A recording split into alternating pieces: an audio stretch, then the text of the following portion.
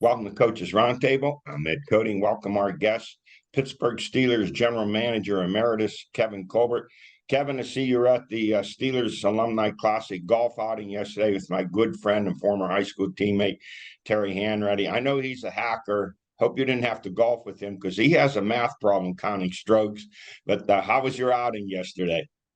You know what? The outing was great. It was for a great cause with the Blind Association that Coach Knoll started years ago. And I wasn't aware of that until yesterday because it's actually the first time I've been able to play in that outing.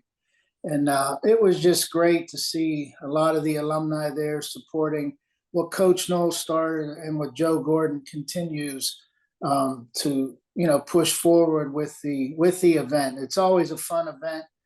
We didn't win. I know Terry didn't win either, but I think we scored a little better than him, even if he was doing a little bit of math incorrections. Hey, Kevin, you look pretty happy. It doesn't look like you're looking into the rearview mirror about your decision. You seem to be very much at peace with your decision to step down as GM.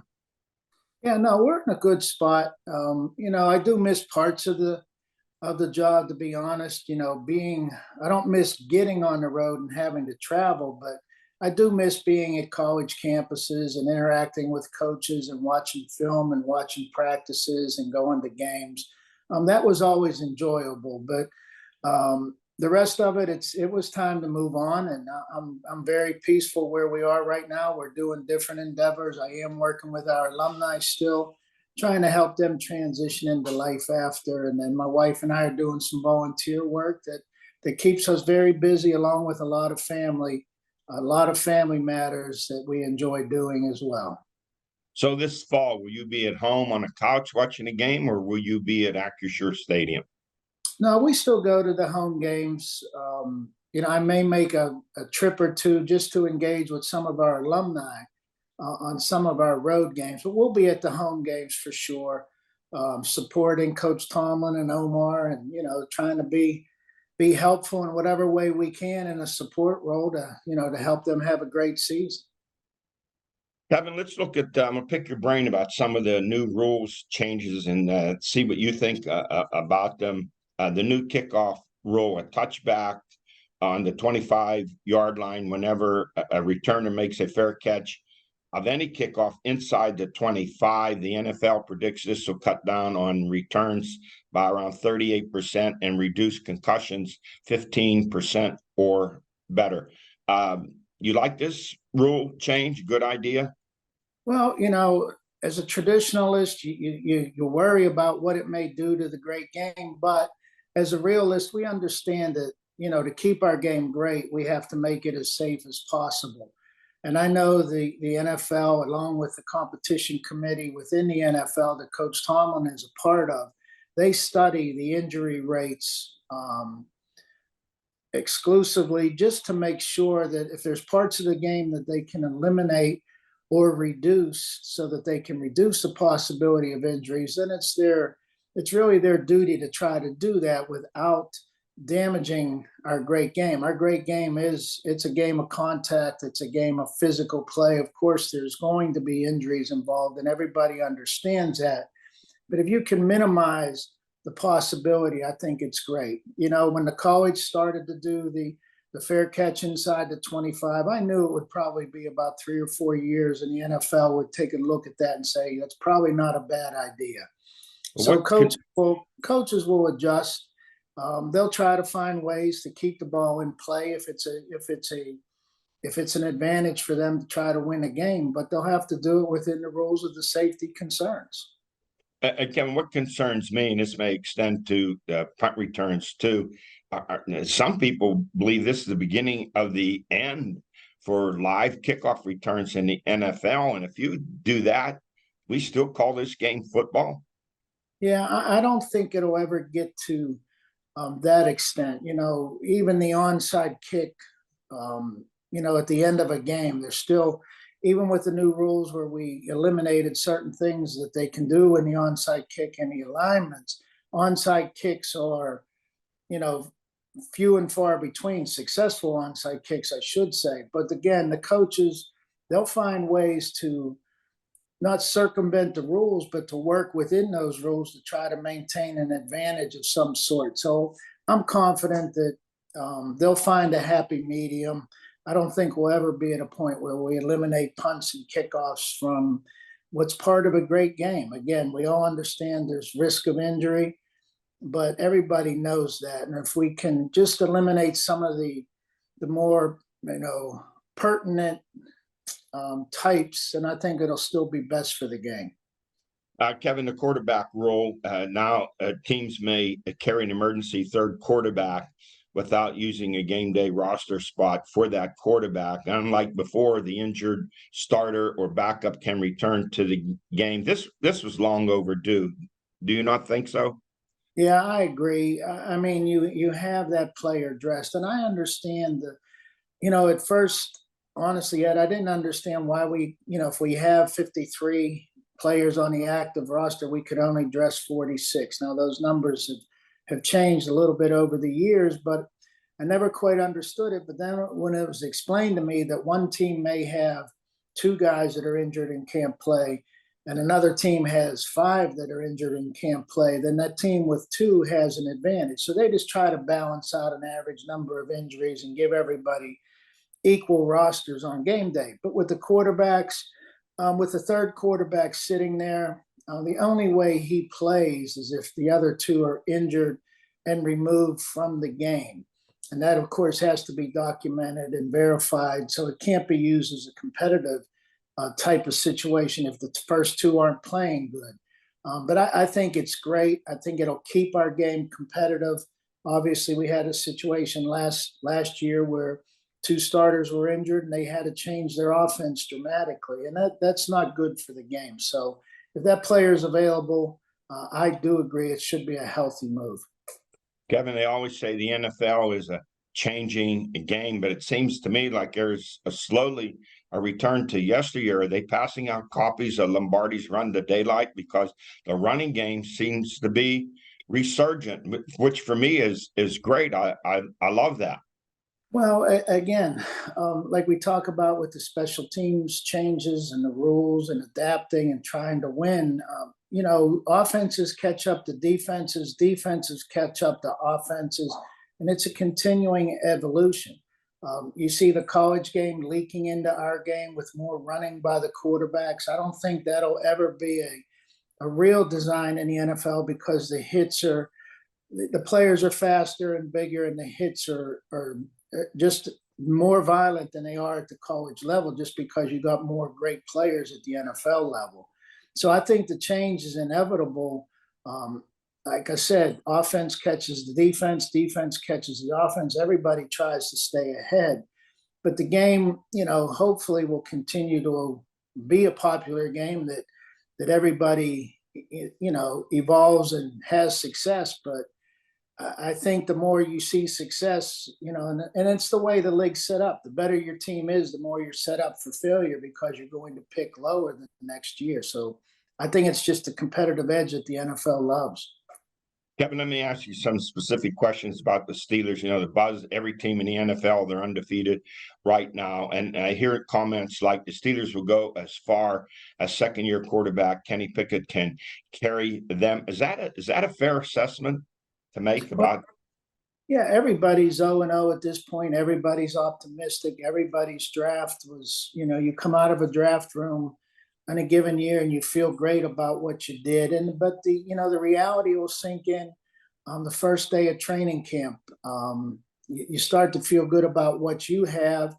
Your offense may look good against your defense and vice versa. But until you get into a game against somebody else and a competition against somebody else, you really don't know what you have. And, I think that's true with a new class of players coming in, but it's also true with that next class.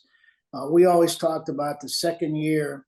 It's usually a nice takeoff year for those rookies. We watch Kenny Pickett grow from a backup into an inexperienced starter. By the end of the year, he was a more experienced starter and a better player. So I believe that if Kenny picks up where he left off, I think the team will continue to progress, and I think they could have a successful season for sure. Hey, Kevin, always great talking to you. Hope to have you on every year in the coming years. Sometime we're going to have to do a 30-minute show because there's so many other questions I have for you. But enjoy your retirement. Enjoy this fall. Great having you on again. Okay, Ed, have a great fall as well. You take care.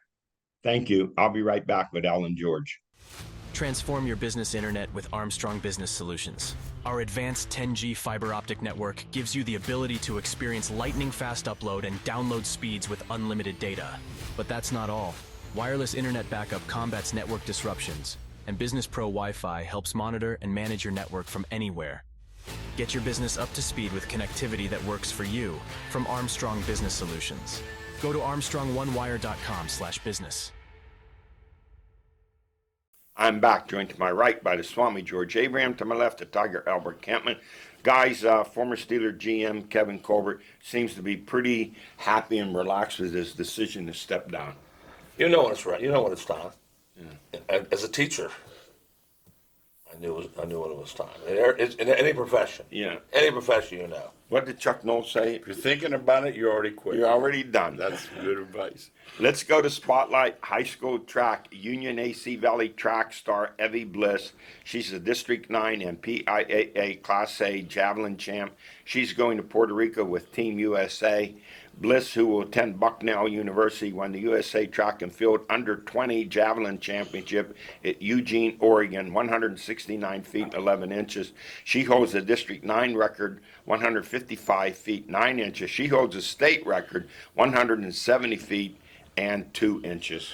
Yes, it's has to be one of those athletes that you see in ninth grade thinking, man, do we have somebody special here? You can't hide those people. She was only You throwing can't at hide 90 feet back then. Think about that. Or maybe they didn't know that, right? And she got some good coaching. She stuck with it, and what a career she's had. Absolutely. Yeah, it's just proof that, in some of these sports, you don't have to have 1,000 students in a class, individual sport. And please forgive me, the girl from Montauk went on as a grad student at Notre Dame. She set their record in the shot put. So even small schools, there's greatness everywhere, all over the place. And the difference today than it was 50 years ago in our day, you could be in the backwoods, Yeah, they'll find and they find you now. Yes, they do. It's like a McDonald's.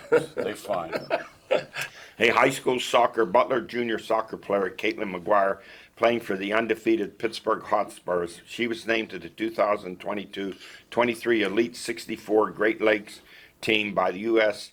Youth Soccer National League. Boy, these club sports just proliferate. You name the sport, and every one of them has some type of a summer program. And I hate it. Yeah. You know why, don't you? They'll leave the middle of a high school practice to go to these things. See, the high school coach says, "Wait a minute, where are you going?" I got club sport practice today. He is no longer of any import. Yeah, there've been. You're right, because I've heard about stars being trained. A track kid that the trainer came. Goodbye to practice. A local drives me nuts. A local high school here about 8-9 years ago got caught. They switched a ball game in basketball because one of their girls was playing travel something, and they said they had college boards, which they didn't. They made something up. Yeah. Hey, college wrestling, you guys know that this kid's Seneca Valley grad, WPIL and PIAA wrestling champion, won 3 PIAA titles. Alejandro Herrera Rondon is transferring from Oklahoma to Clarion University. Alejandro had 175 career wins at Seneca Valley. Of course, that's a record that may never be broken. He leaves Oklahoma with a 25-7 record. He has 3 years of eligibility remaining. He will wrestle at 157 pounds at Clarion. If you know anything about Clarion wrestling, they're a major power. Yeah, must got homesick, I'm guessing. I don't know what the reason you leave. You have an idea? The coach was fired for mistreating the players. All right. There we go. Whatever that means this day and age. It could be anything. Did you hear that weight though? Yeah. He was when he started, he was 113 pounds. Ow. Yes. He's getting big. He's a man. So the man's Man. Yes. Absolutely. Like us putting away a little. A little different places than listen, I'll tell you. That's amazing. Yeah, this would be the senior Coney Island hot dog eating contest. That's amazing, though. They're really good for them. If he's not happy out there or whatever happened with the coach, that is a good part. Of course, in the old days, if he went backwards, he could have wrestled anyway. So that will change. He checked Pitt. Pitt didn't have the money for him. There you go. It does make it easy though to leave now. You understand? No. If you get disgruntled at all or something goes wrong, Yeah, it is Louis. just leave. Goodbye. Hey, Lernerville Speedway, first place winners, late models, Colton Flinner, sprints, Brandon Mattis, modifieds, Garrett Crummert, and pro stocks, Brian Doherty. You know what's interesting? I was with the guy last night talking NASCAR for about an hour and a half. Yeah. He talks about how the big timers will come back and race nearby. around Thursday here. night, did you see Larson was, Thursday? Larson was Did you around. see those Thursday night? Tony Stewart, all those guys. Yeah, were big there. time. That's what he's talking about. Yeah, have whatever. Yeah, all those guys. They Huge. like to race. It's a great tradition here. In Major League Baseball, the Pirates' top pick in the draft, they took a pitcher, had Paul Skeens out of LSU. He's a stud, 6'6", 260 pounds. He says he's a two-way player. He hit 24 home runs. He really is, but his he's not junior gonna- he's year not gonna at do it, Air though. Force Academy. His 4 years pitching experience. Here's my opinion. I say bring him up now. What are you going to send? Why you send him down to the majors? You know they need. It's put me in coach now. What do you want to do? You want to send him to the minors? He's going instructional league. That's what I'm hearing. That's the place they try to develop. They're not going to wait 2 years. That's a No, rule. no, he'll be playing next year. Yeah. Now you know, since 2011 or 12, they've taken like 8 or 9 pitchers, but only 2 of them remain in the major leagues. That's Garrett Cole and Jamison Tylan. It hasn't been a success rate. Their number one picks have been disastrous. They just lost another one, Swaggery, 2018. They just released him yesterday. Now think of the number one pick. And they took like 9 or 10 pitchers in this draft. I still like Dylan Cruz. He went second. Nothing wrong with them picking Paul Skeens. He's a great pick. I like Cruz. He went second to Washington. He's an everyday center fielder. They are what they are. It's past. If you're a fan, I just feel sorry for you. Well, the Pirates now, they've lost 11 out of the last 13. They're 41-53. They've now gone from first place to last place. The Cardinals won last night, as you guys told me. It's just been a dismal run after that. Brutal. That's all we're going to say. Brutal. 20-8 start. They're 21-45. And then they brought out their rookie pitcher last night, Quinn Priester, to start against Cleveland. They got shellacked 11-0. And I wonder, you said you were at the game. Why is he pitching in the 5th inning? I told you I think that's the only reason it could be. The bullpen's taxed, and they don't want to use it. I'd have brought in the backup catcher at that point. I've never been more disappointed in a pitcher. Because I'm not a big guy with velocity, but you cannot throw 91, 92 today in the major league and survive. That's where he topped out at. I mean, remember, young guys usually throw 96, Unless you 97. could throw Like Greg four Maddux. different Yeah, pitches. exactly, yeah. I sent out one of Maddox's pitches the other day that they were behind him somehow, and they must have moved 18 inches. Yeah, it did. Hey, guys, you want to know why they've struggled here? Outside of Mitch Keller, 9-4, 3.31. Here's their other starters. Osvaldo Bido has an ERA of 5. Oviedo's 3-10, 4.75. Heel 7-9, 4.76. Contreras, I thought last year he was a comer. good. He's 3-7 with a 6.59 ERA. That's why I say put Skeens in a rotation. You know, this will blow your mind. And their worst hitting they are pitching. They scored 2 runs or less. Oh, my God. In like 13 of the last 15. I mean, they don't score any runs. And then the other thing, Cleveland doesn't hit anybody, and they get 11.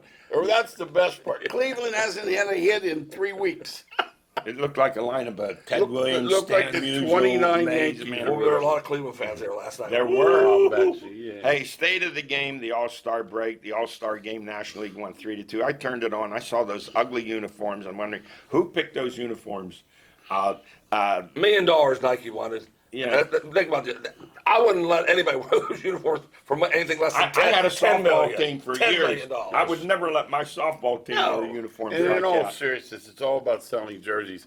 They need to get back to wearing your own. It gave that Thank you. game a Thank you, flavor. George. What a great point Thank you, that is. It George. gave that game a And- flavor it doesn't Well, have. here's a record low in viewers for the second straight year. Last year was 7.5 million. This year was 7 million. That's a huge drop off, is it not? But look, guys, there are 15 games on TV every week. It's That's right. overexposed. Yeah. They're no longer a mystery when we were kids. Oh, I want to see Ted Williams in the All-Star game. I want to see Mickey Mantle or Al Kaline. They killed it all. Yeah, and There's no interest. So you just named two things. You guys are great today. Overexposure, and they play each other during the year now. So you don't. In the old days, man, we get a chance to see Ted Williams play. You know, don't forget now. I grew up in a time where if the Pirates played on the coast, it wasn't in the next day's paper. Yes. Right. Yes. Hey, overall attendance is up this season. 21 teams have an increase of around 6 to 8% from 2022. The Pirates' average attendance 17,300 plus. I think that's amazing for them It really to have is. that kind of It really attendance. is. They said Sunday they had a nice crowd on.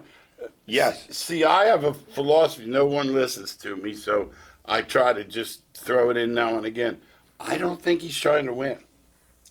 I don't know. It doesn't No, I'm look honest. good. He spends just enough, so He's pretty- you don't say He teases yeah. you. Because if he were, he'd just go get 2 starters and put the payroll up to 110 million. He's not doing that. I would agree. Pretty shrewd. The average game time is now 2 hours and 40 seconds, down from 3:06 from last year. Everyone's happy, but the beer sells.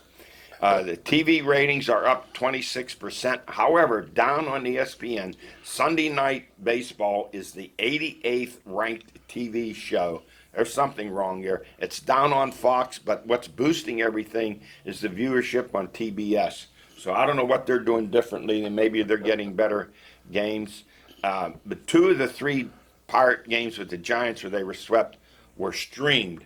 That Here we drive. go. Oh, Here we that go. drive. Here's the future. And I know guys like us aren't seeing it. We're not seeing it. I know here- we're not seeing it. You know, here's the thing. There are people who have cable who are not going to add the streaming. I talked to one older lady. She says, I can't afford to do that. She says, I have my cable. I'm not going to add all this streaming. She said, I'll listen to the Pirate games on the radio. Well, listen to this. You know, the Geritol crowd is really upset because A, they can't find it, and B, they're not paying for And it. they don't want to do all the Yeah, technology. and the other involved. thing is, I have Comcast because that's you have wherever you live, you don't have an option. Right. Well, they gave us Peacock free just long enough to tease us. Now that they started, remember they have the Black Friday game next year. They have a Black Friday, the first one ever. Guess what? It's no longer free. I'm not going to succumb to it. I don't care. Neither They am can I. do what I want. Neither am I. I got the radio. I grew up listening games on the radio. Yeah. Hey, the batting averages are up about 4% to 248. However, for the 7th straight year, strikeouts will exceed hits. That's why I just don't get excited when they say so-and-so struck out 9. The average team that strike out nearly 9 times a game. So that's 18 Ks a game. We'll say it again. If you're in first place, keep doing it. Yeah. But the last place teams keep batting the You same need a way. plan B. They have no Yeah, plan B. absolutely, Let the 8th hitter, let Hedges swing for the from his fences toenail. and go back to the bench. That boggles my mind. And they don't use batting average in the area anymore. Like your stats, that would be like you read Isn't that that sad? the carburetor had 3 pistons or something. Hits and RBIs. And I don't care what they say. That's the problem. I don't care what they say. Yeah. I don't care what they say. They're wrong. Give me 9 hitters that hit 300. I bet you win. I'll win some games. When you see the top 10 hitters, and at the bottom, the last 4 are hitting 290 or less, there's something wrong Yes. here. Yeah, no, that's a good. Yeah, exactly. Hey, Major League Baseball TV ratings are far behind the NFL. I was shocked. They even trail the NBA. Do you know the last time Major League Baseball was #1 TV and in It's never going attendance? to do it again. 1960. It's never happening again. 1960 Never was the happened. last Never time. happened. That was right. Hey guys, little trivia here. What Major League Baseball team has players this big? 6'4", 212, 6'5", 209. You guys like to coach in basketball. 6'4", 200, 6'4", 215, 6'4", 210, 6'4", 190, 6'3.5", 205, 6'3", 200, 6'2", 200, 6'2", 195, 6'1", 195. That's a big team. Would you Who like is to it? coach them? Who is it? Who do you Baltimore. think it is? Who is it? Reds.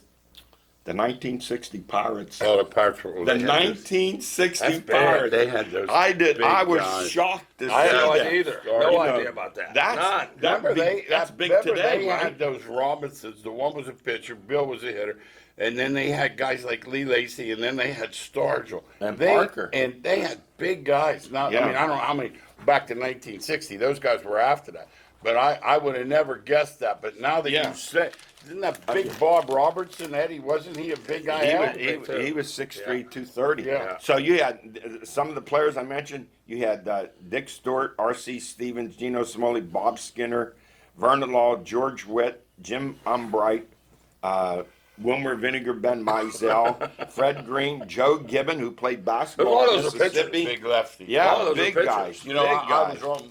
The guys I said came after them. Yeah. They're Yeah. like the next generation. I They played was- for Chuck.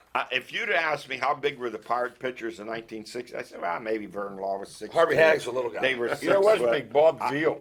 Oh, he Bob was Bill huge, was yes. almost 6'5", He was big, 6'6". yeah. Okay. Okay, hey guys, sign of the apocalypse.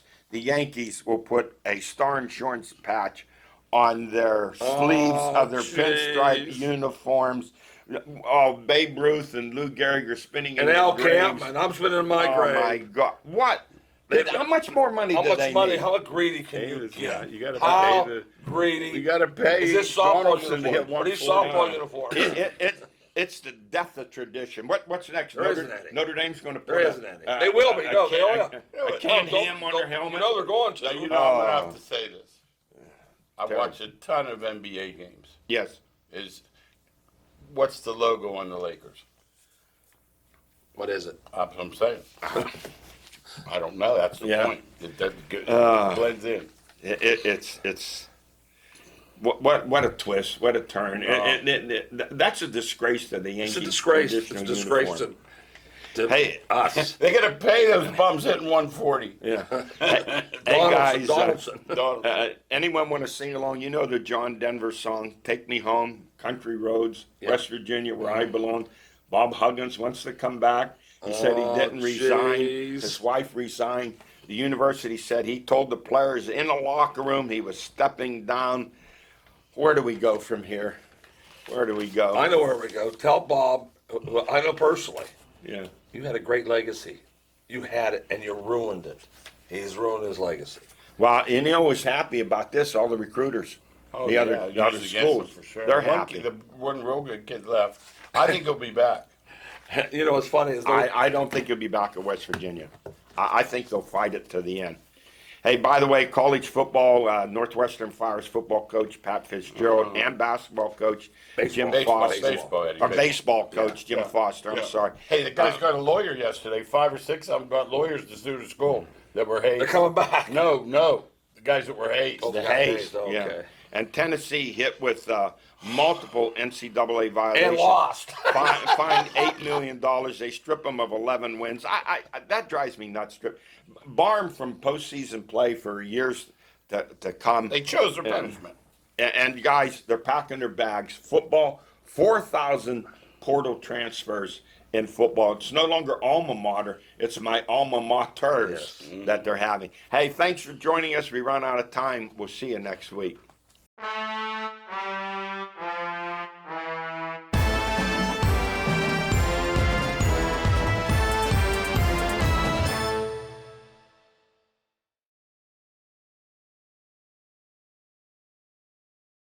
Did you know that you could get fast, reliable Zoom internet for as little as $4.95 per month with ACP?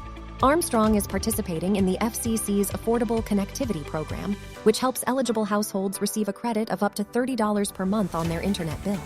This program will also increase and improve broadband infrastructure throughout the U.S., especially in rural areas. There's no need to call. Visit ArmstrongOneWire.com/ACP or scan the QR code on your screen for more information and to apply. From high school sports to community events and beyond, you can find all of your favorite local shows on the Armstrong Neighborhood Channel. Hi, I'm Tricia from the Butler Buzz. You can watch my show or other local programming like Up for Adoption or Hunting Nostalgia, only on the Armstrong Neighborhood Channel. Check us out right now on Channel 100 or search Armstrong Neighborhood Channel on YouTube for playlists and much more. Spirit, town pride, community. This is the Armstrong Neighborhood Channel.